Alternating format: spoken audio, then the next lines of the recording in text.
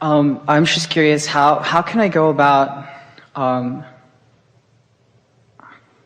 feel like a few months ago, before she transitioned,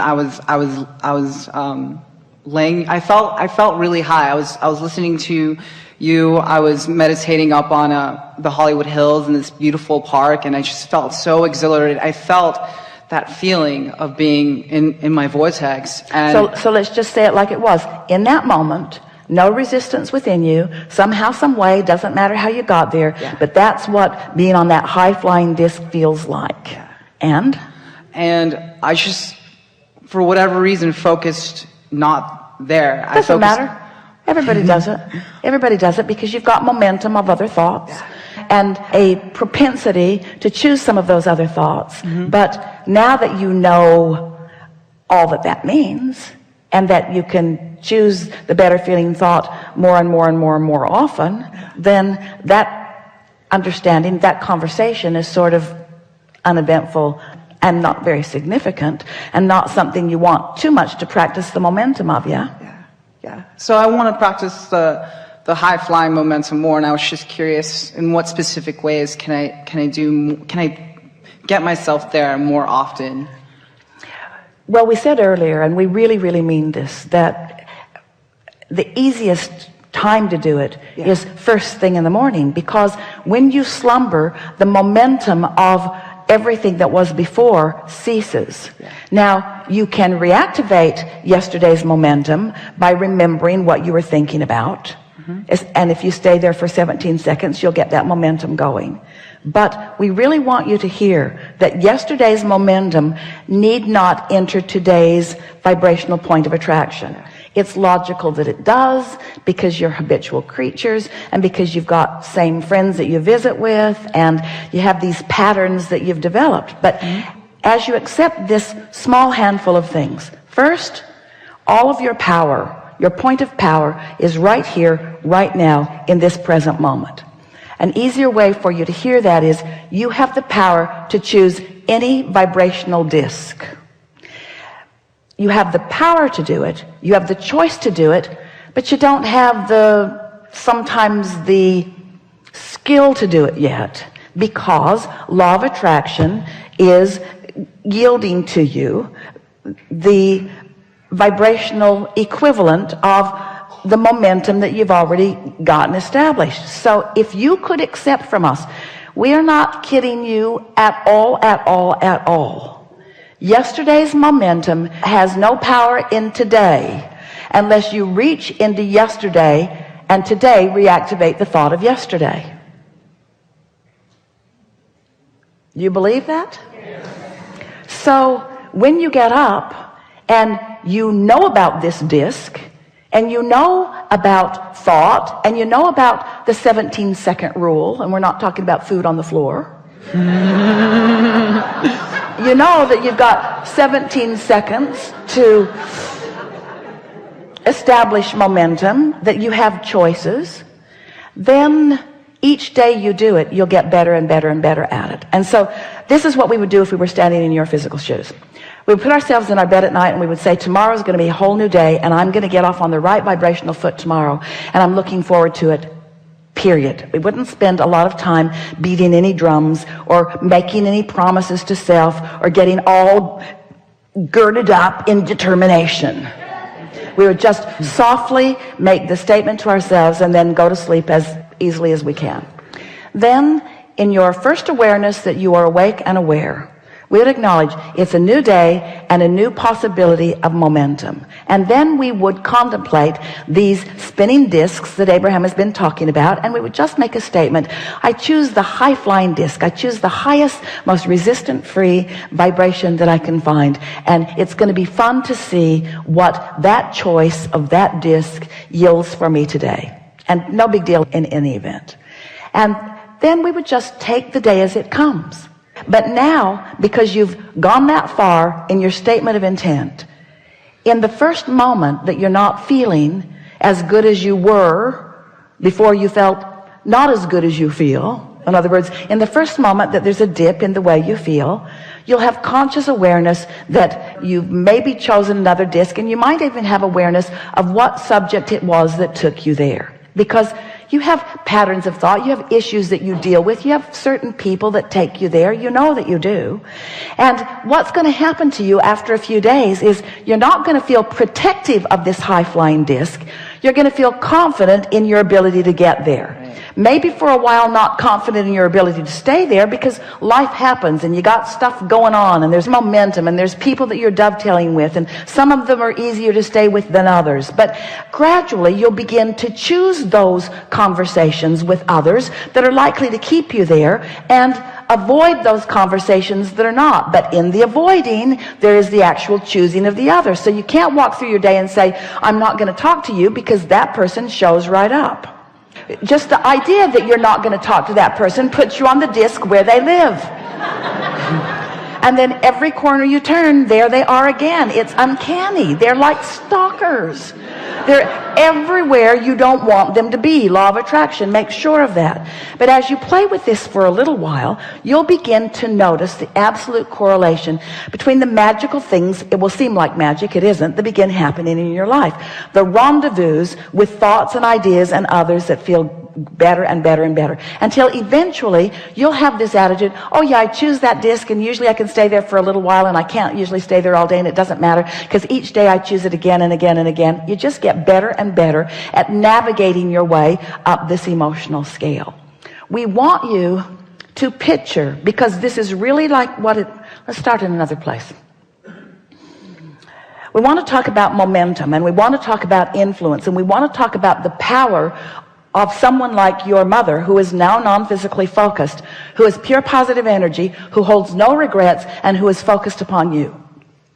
So we want you to focus for a little bit on non-physical energy, whether you define it as your mother, or whether Esther defines it as Jerry, or whether you call it Abraham, or whether you call it what most people refer to this non-physical energy as God, although they sort of mess it up with all of the things that they think about that. But whatever label you want to give to this non-physical energy, feel the power of it, the momentum of it, the lack of resistance of it, and therefore the potential influence of it. And know that that energy knows everything that you've put into the vortex, where it is in relationship to you, and is carving out constantly paths of least resistance in order for you to find your way exactly to all of the things that you want, with the most vivid detail that you have applied to your vortex. It is really a wonderful thing to experience. So what we're wanting you to focus upon for a moment is the feeling of that power of influence. And we want you to feel the power of that influence so strong. We want you to feel the vortexual version of it. We want you to feel the momentum of it, stronger than your Earth spinning in its orbit. We want you to feel the upward motion of it, and we want you to feel its attention on you, and the potential for calling you vibrationally upward to it. Humans sort of craft that in the form of ascension, although you've really messed with that idea in unbelievable ways. But so here's this energy calling you upward, calling you upward, calling you upward. And if you are a cooperative component, up you go. Which means if you have not done that thing you do that holds you in a different vibration and makes you resistant to that, then up you go. You getting the sense of this? So as each day goes by, that you are a little lighter, a little freer, a little less enamored with the troubles of your life, a little less verbal and a little less vocal, and a little less giving airtime to the things that you don't want. As you cease doing more and more that thing you've been doing that has been holding you in a vibrational frequency that has been making you resistant to this upward motion, you become more buoyant. It's like the cork floats right to the surface unless you hold it under the water. And as you play with this idea of finding better and better feeling thoughts, you become just more naturally buoyant. And then the better it gets, the better it gets, because in that lightheartedness that you felt, you described this feeling of immeasurable relief when your mother made her transition. That's what it feels like when you're not holding yourself in resistance to your natural energy and flow. So the first thing we would do is set the stage the night before, acknowledge in the morning, and then do our best to stay on that high-flying disc as best we could through the day. We've written book after book after book and filled them with process after process after process, all with the intention of helping you to release resistance. And all of them are effective. The better you get at understanding how these laws of the universe work, the more you can apply these processes. Recently, we've been saying to you, and we mean it with everything that we have, don't work too hard at trying to get back on the disc, because once you fall off, there's enough momentum that almost any struggle or effort that you offer will be counterproductive to you.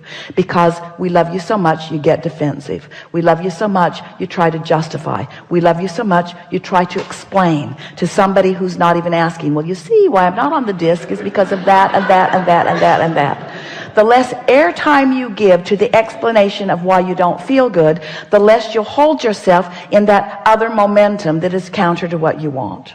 So we just be as happy as we can be, as long as we could be. And then when you're aware that you have fallen or that you have chosen a different disc, then we would apply these simple techniques. We would say to ourselves, I'm aware that I'm not really where I want to be. And I'm aware that any attention I give to being where I don't want to be is just going to practice that vibration longer. So I'm going to do the best job I can of distracting myself from whatever it is that is at the heart of this newfound, less than positive, somewhat negative emotion. Then these are the tools that we would utilize in this order. If we could, we would take a nap, because slumber will start the day over again. If that's not practical, we would meditate. Quieting the mind accomplishes the same thing. And if you've been meditating for a while, you'll get really, really good at it. Making a list of positive aspects isn't a really good tool under those conditions, because you're already not on a very good disc. And so you're going to say it, but you're not going to mean it. And when you say things you don't mean, you just practice what you do mean. You see what we're getting at? So what we're talking about here is just managing your alignment, managing your connection to what? Your connection to the energy, your connection to the vibration, your connection to the vibration of source, your connection to the influence of source, your connection to the path of least resistance to everything that you want. You getting the sense of this? After a few days of playing with this, you're going to begin to notice, some of you already are noticing, synchronicity in your life, rendezvous with things that you cannot help but understand is the universe setting you up for understanding about thing after thing after thing. Esther said, I need to start writing this stuff down, because it's happening with such speed that it's intoxicating, first of all, to see how many things that the universe can orchestrate that equal, for Esther, evidence of that alignment. We wanted to say earlier in the conversation that what life is for all of you is this moment and how you feel, period. It's this moment and how you feel, period. We know that's sort of a boring thing to contemplate, but it is this moment and how you feel, period. That's what life is. It's always this moment and how you feel, period. And when you start at the beginning of the day caring about how you feel, noticing how you feel, and tending to how you feel, and then have awareness of how you feel, you're off and running in deliberate creation, the likes of which almost nobody that you ever know will be doing. In other words, just that little bit of conscious awareness at the beginning of the day, and then anything that you can do. We think it's a really good thing when you realize that you're not where you want to be, to just hold the image of falling out of an airplane and hearing Abraham saying, hang on, it'll be over in a little bit. And just don't sweat over it, don't suffer over it, don't struggle over it. And this is the thing that we can feel it with you, we can feel it with all of you, we feel it with Esther on a daily basis. You are efforting at the wrong times. When you effort from a lower flying disc, you only practice the momentum of the lower flying disc. The harder you try, the more you encourage the momentum. And it's because of this powerful universal law. The more general you are, the more you slow the momentum. The more specific you are, the more you speed the momentum.